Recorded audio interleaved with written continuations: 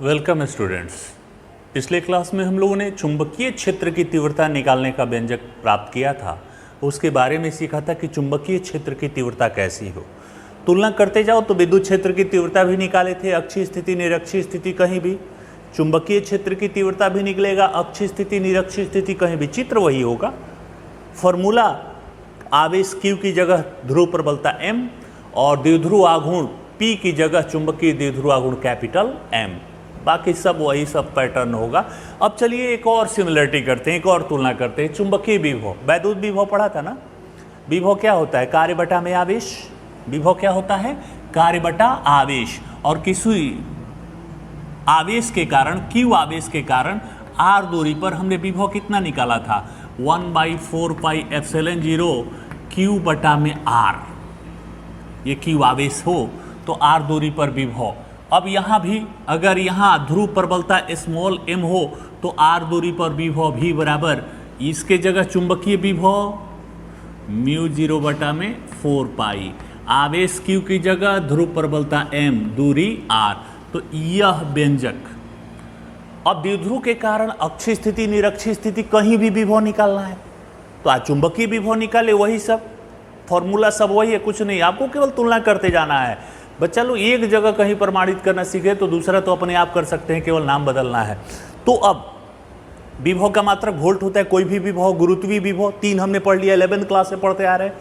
गुरुत्वीय क्षेत्र की तीव्रता, वैद्युत क्षेत्र की तीव्रता, चुंबकीय क्षेत्र की तीव्रता। गुरुत्वीय विभव, वैद्युत विभव, चुंबकीय विभव। गुरुत्वीय क्षेत्र, वैद्युत क्षेत्र, चुंबकीय क्षेत्र। बाबू ये सब सिमिलरिटी है, तुलना करते जाइए। सब फॉर्मूले का कंसेप्ट एक ही आता है, कोई अलग नहीं आता। तो चलिए चुंबकीय विभव कैसे निकलता है? R दूरी पर विभव μ0 बटा 4π m बटे R। इसी के फॉर्मूले का काम यूज करना है द्विध्रुव के कारण किसी बिंदु पर विभव निकालने में। तो चलिए इसका व्यंजक साबित करें।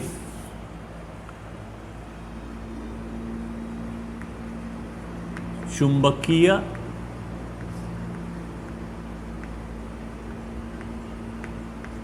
द्विध्रुव के कारण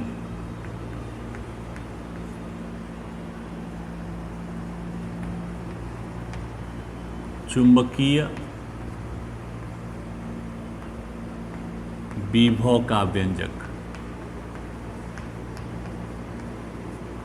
तो वहां हम लोगों ने वैद्युत विभव का तो पाठ ही पढ़ा था और वो कैसे निकालते हैं, तो अक्षीय स्थिति निरक्षीय स्थिति और कहीं भी। चलो यहां भी केस 1, जब बिंदु अक्षीय स्थिति में हो, अक्षीय स्थिति में हो।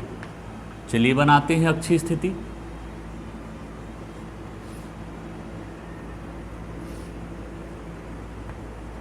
NS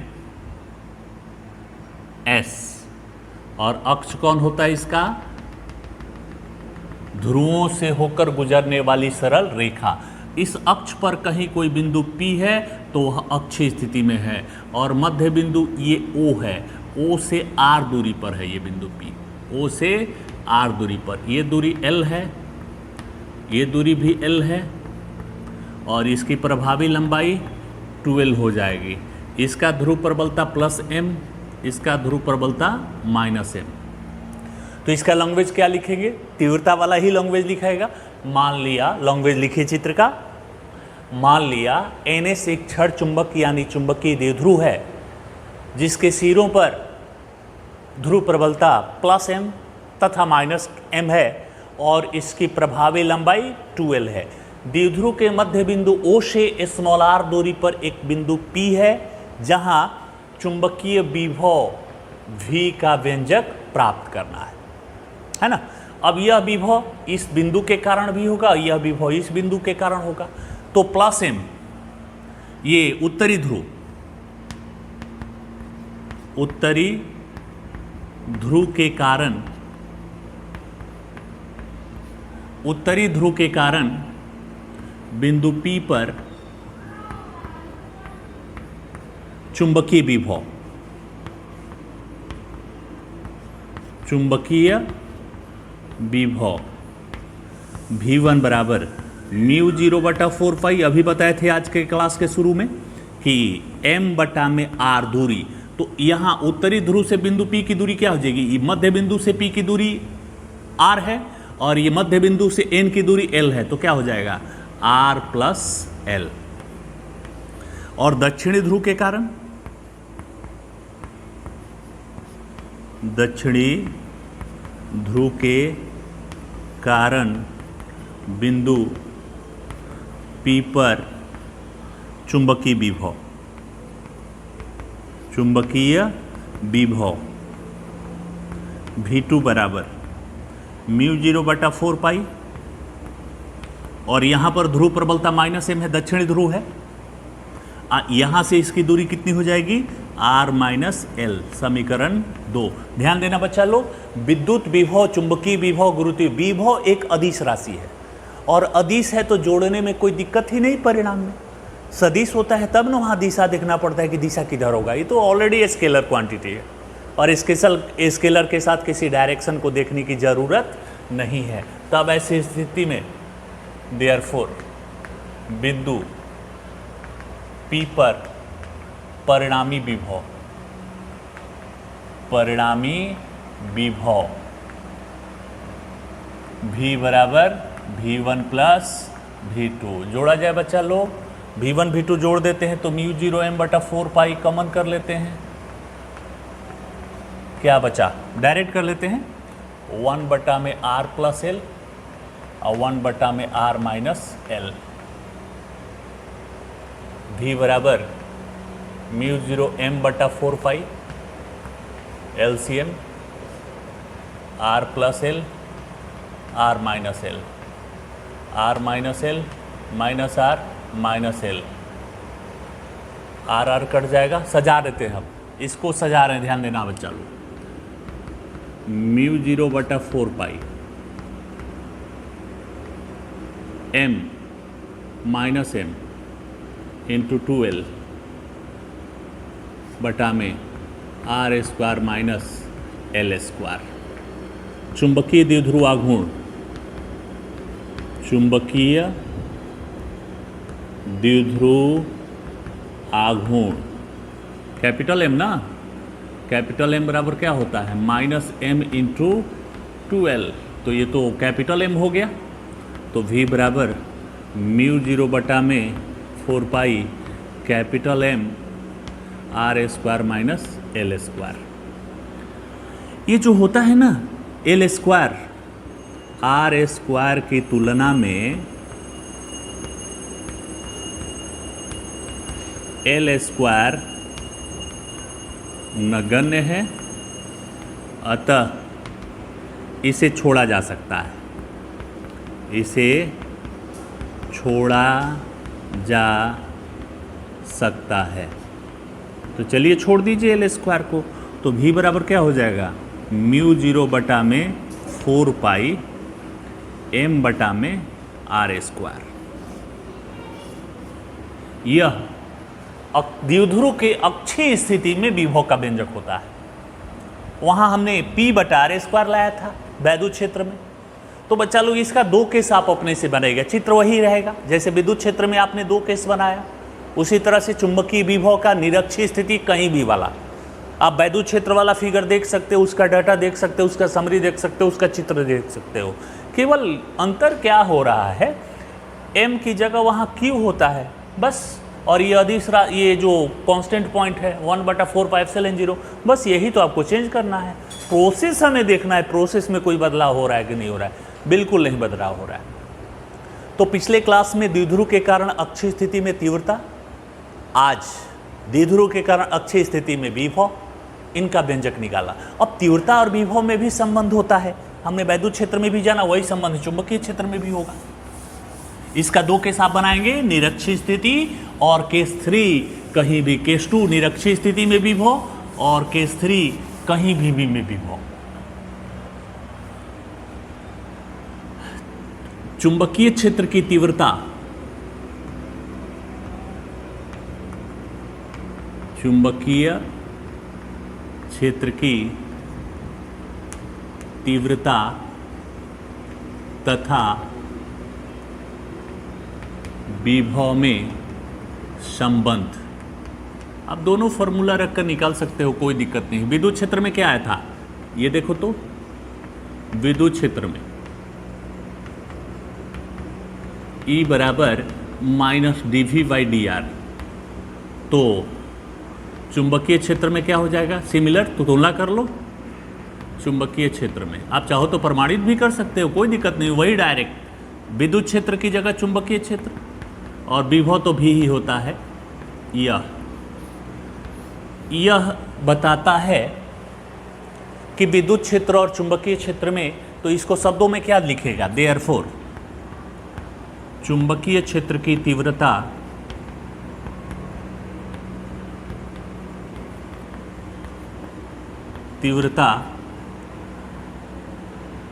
विभव प्रवणता के बटा में दूरी हो गई तो प्रवणता, विभव प्रवणता के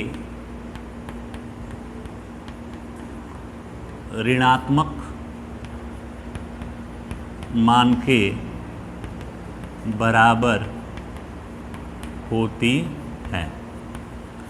अब इस फॉर्मूले पर आधारित एक टॉपिक पूछा जाता है कि द्विध्रुव के चुंबकीय द्विध्रुव के अक्षीय स्थिति में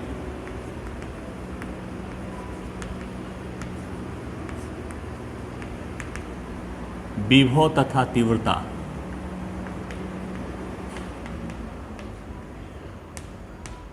का व्यंजक।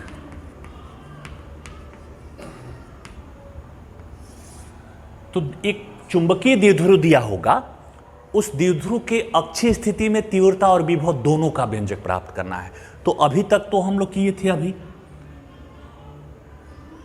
चुंबक द्विध्रुव के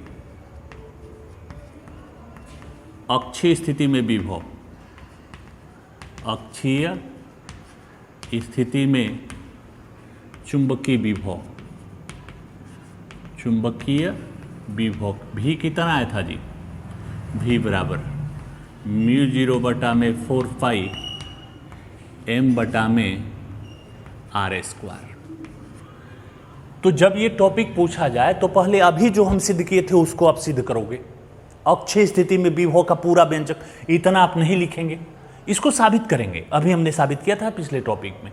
ये साबित करने के बाद हम लोग डायरेक्ट अब तीव्रता निकाल सकते हैं इस फॉर्मूले का इस्तेमाल करके। तो कभी भी एग्जाम में, चाहे वैद्युत क्षेत्र में चाहे वहां भी हमने ये बात समझाया था आपको, आज भी समझा रहे हैं कि कभी भी तीव्रता और विभव दोनों का व्यंजक प्राप्त करना हो, अक्षीय स्थिति निरक्षीय स्थिति कहीं भी कुछ भी हो, अक्षीय में ही ये जनरली आता है, अक्षीय स्थिति में तीव्रता और विभव दोनों निकालना हो, चाहे वैद्युत क्षेत्र हो चाहे चुंबकीय क्षेत्र में, तो आप पहले एक निकाल लोगे फिजिक्स की सहायता से। जैसे अक्षीय स्थिति में चुंबकीय विभव, ये अभी साबित करोगे, हम तो डायरेक्ट लिखें क्योंकि हम ऑलरेडी अभी सिद्ध किए हैं। आप इस एग्जाम में आए तो पहले आप सिद्ध करोगे, ये नहीं लिखोगे कि हम जानते हैं कि विभव इतना होता है, नहीं, इस फॉर्मूले को पहले प्रमाणित करोगे। जब प्रमाणित करोगे तब आप नीचे लिखोगे देयरफॉर द्विध्रुव के अक्षीय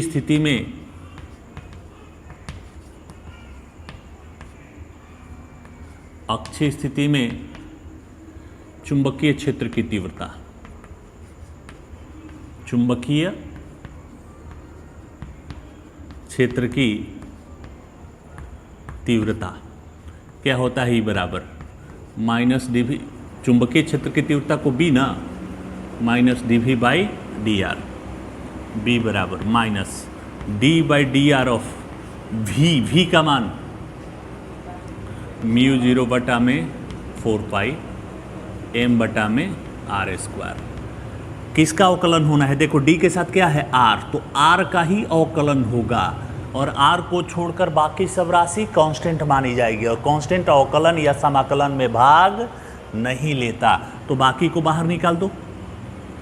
μ0 m/4π बाहर आ जाएगा और क्या बचा यहाँ, d/dr ऑफ 1/r²। तो b बराबर देखो बेटा μ0 m बटा में 4 पाई डी बटा डी आर, आर के घात -2।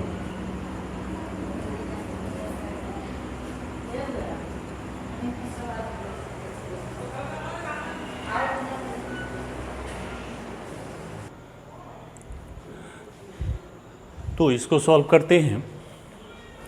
इसका अवकलन μ0m बटा में 4 पाई इंटू आर के घात -2। बच्चा लोग -2 पावर का अवकलन कैसे करते हो बच्चा? ये तो माइनस देखो छूट रहा है, ये माइनस रहेगा, है ना, पावर सामने आएगा, और आर पावर में से 1 घट जाएगा, -2 है तो -3। अब क्या हो जाएगा? b बराबर μ0 बटा में 4 pi into minus minus plus हो गया 2m बटा में, r को बटा में ले जाओ, r3। बताइए तो कल हम लोगों ने ये साबित किया था ना कि अक्षीय स्थिति में, चुंबकीय द्विध्रुव के अक्षीय स्थिति में चुंबकीय क्षेत्र की तीव्रता अक्षीय स्थिति में μ0 बटा 4 पाई 2m बटा में r3। तीव्रता अगर विद्युत क्षेत्र में चलते हो तो क्या होता है? 1/4 पाई एप्सिलॉन 0 2p बटा r3, 2p बटा r3। तो p की जगह तो m होता है यहाँ, चुंबकीय द्विध्रुव आघूर्ण m। तो इस तरह से आप केस 2 निरक्षीय स्थिति और केस 3 कहीं भी का व्यंजक प्राप्त करेंगे। फिगर वही होगा जो अभी हम लोगों ने साबित किया था, जो विद्युत क्षेत्र का चित्र वही होगा, लैंग्वेज भी बिल्कुल एक जैसा है, शब्द केवल बदलना है। आपको ध्यान रखना है वह विद्युत क्षेत्र था और यह चुंबकीय क्षेत्र है। इसकी सहायता से किसी भी फॉर्मूले को आप प्रमाणित कर सकते हो। तो यह तो हो गया इनमें संबंध।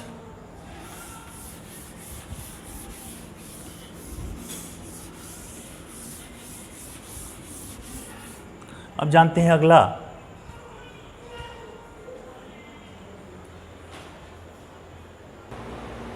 चलिए बच्चों, जो हम लोग का अगला टॉपिक होगा, तो हमने इलेक्ट्रिसिटी में भी पढ़ा था वैद्युत क्षेत्र रेखाएं। वैद्युत क्षेत्र रेखाएं क्या थी? वैद्युत क्षेत्र में खींची गई वे काल्पनिक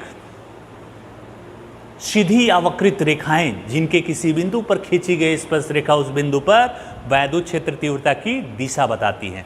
वैद्युत वही यहाँ भी है, अंतर एक है कि ये वक्रीय ही होती है, इसमें सीधी रेखाएं नहीं मिलती। सीधी हो सकती है लेकिन आगे चल के वक्रित हो जाती हैं। तो परिभाषा वही है, देख लो, वे काल्पनिक संतत वक्रीय रेखाएं जिनके किसी बिंदु पर खींची गई स्पर्श रेखा उस बिंदु पर चुंबकीय क्षेत्र की दिशा बताती हैं, चुंबकीय क्षेत्र रेखाएं या चुंबकीय बल रेखाएं कहलाती है। वही डिफिनीशन है जो वैद्युत क्षेत्र में पढ़ा था। तो इन रेखाओं के क्या गुण होते हैं, क्या पढ़ा था हमने? तो अगर आप ये डिफिनीशन याद रखें तो इस डिफिनीशन में इनके 3 गुण हैं। 3 गुण। पहला, ये काल्पनिक होती हैं, ये काल्पनिक होती हैं।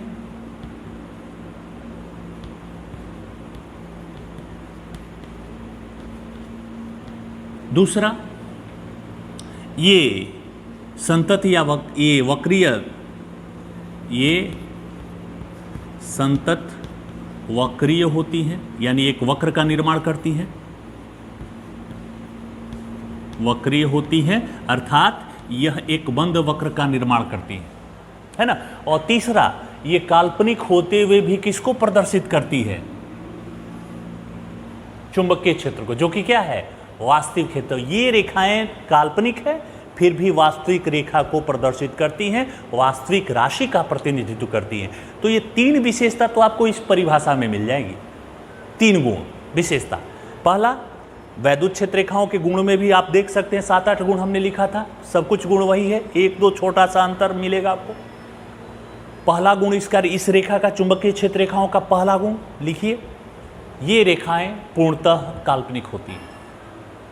नंबर 2, ये रेखाएं संतत वक्रीय होती हैं, अर्थात यह एक बंद वक्र का निर्माण करती हैं, बंद वक्र का निर्माण करती हैं, हम समझाएंगे अभी।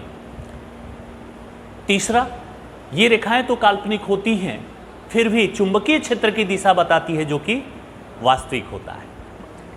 मतलब काल्पनिक होते हुए भी वास्तविक राशि के प्रतिनिधित्व करती हैं। चौथा, वैद्युत क्षेत्र में क्या होता है, धन से परे ऋण की ओर, धन से परे ऋण की ओर। तो धन कौन होता है, उत्तरी ध्रुव, ऋण कौन होता है, दक्षिणी ध्रुव।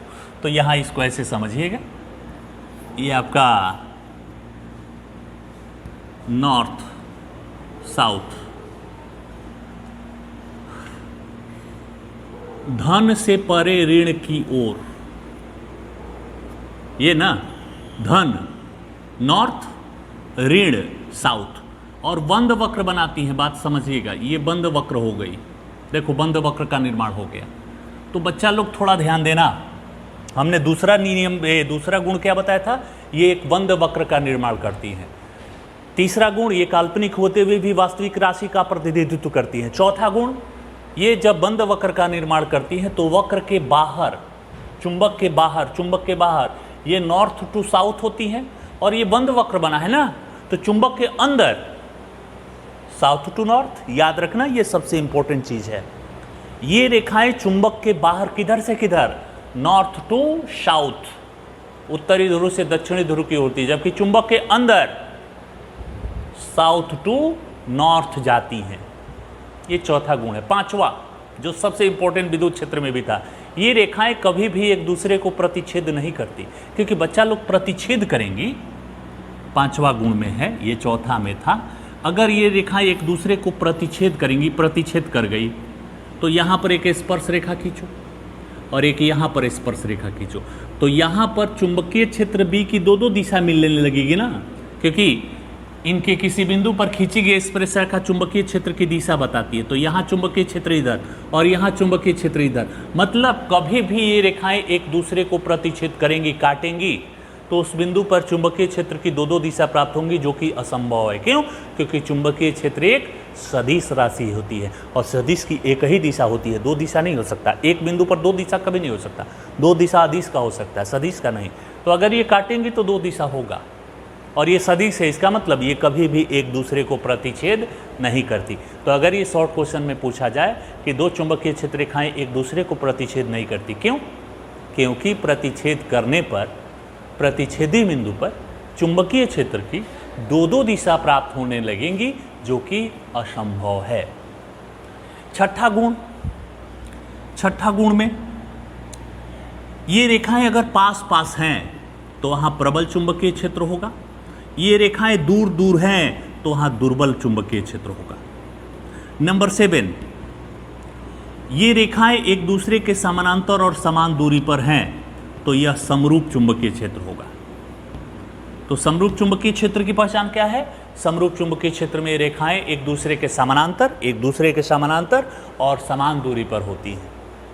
ये रेखाएं अपनी लंबाई के लंबवत सिकुड़ने की प्रवृत्ति लगती है। ये रेखाएं अपनी लंबाई के अनुदिश प्रतिकर्षित होती हैं, दूर भागती हैं। तो ये इनके कुछ गुण है। अब इन पर आधारित अगला हमारा टॉपिक होता है चुंबकीय फ्लक्स। तो बच्चा लोग याद रखो, वैद्युत फ्लक्स, इलेक्ट्रिक फ्लक्स क्या था? क्षेत्र रेखाओं की संख्या ना, तो ये भी वही है चुंबकीय फ्लक्स। किसी बंद वक्र से होकर गुजरने वाली चुंबकीय क्षेत्र रेखाओं की संख्या को फ्लक्स कहते हैं। और फ्लक्स का मापन कैसे करते हो? फ्लक्स फाई से ना, क्षेत्र गुणे क्षेत्रफल। तो फाई बराबर हम लोग लिखते हैं BA cos थीटा। ये तो मेन आपका ये होता है। फ्लक्स फाई अदिश राशि है। चुंबकीय फ्लक्स